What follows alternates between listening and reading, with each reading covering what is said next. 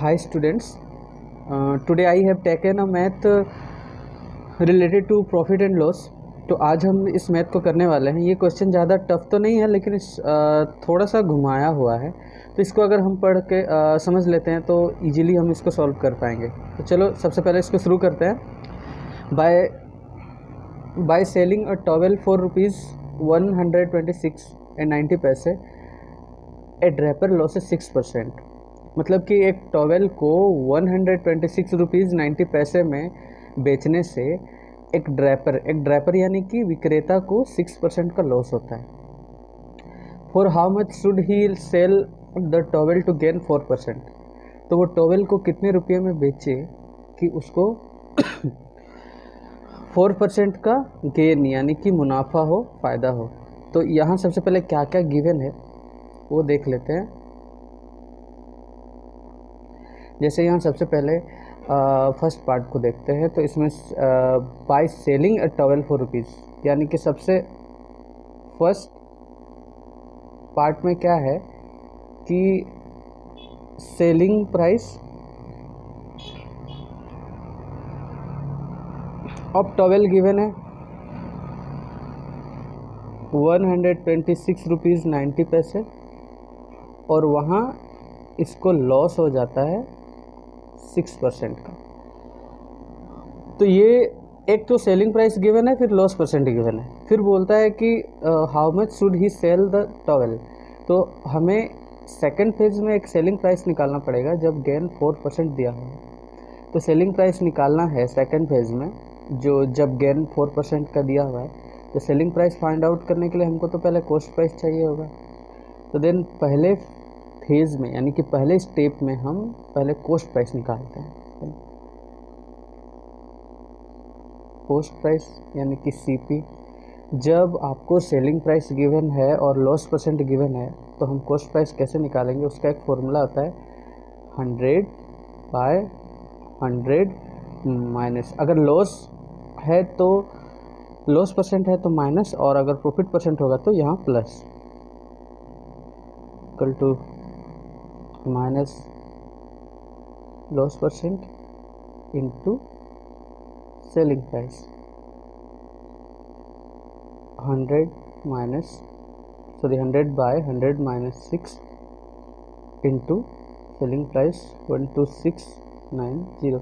ये डेसिमल है, तो हम डेसिमल को रिमूव करके डेसिमल के बदले हम 1 लिख के 2 डिजिट है 20 दे सकते हैं।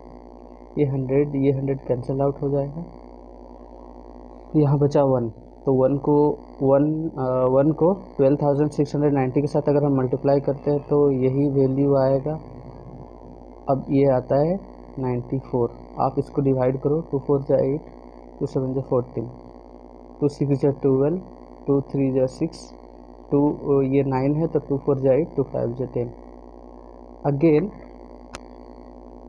अगर हम इसको 47 से डिवाइड करते हैं तो हमारा जो वैल्यू आता है वो है 135 रुपीज़। ओके, यानी कि फाइनली हमारा कॉस्ट प्राइस जो है वो निकल चुका है 135 रुपीज़। अब हम सेकंड स्टेप में क्या करते हैं,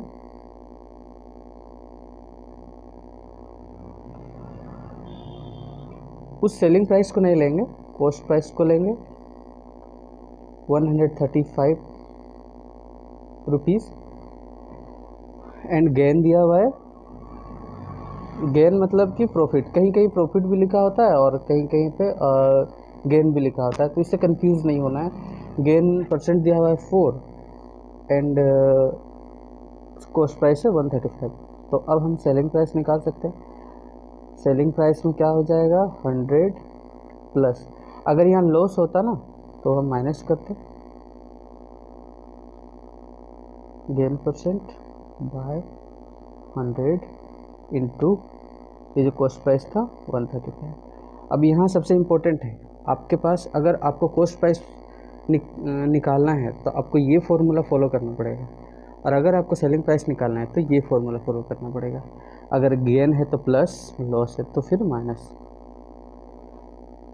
100 और गेन परसेंट 4 है तो हम इस 100 प्लस 4 लिखते हैं बाय 100 इंटू 135, यानी कि यहाँ पे आ गया 104 बाय 100 इंटू 135।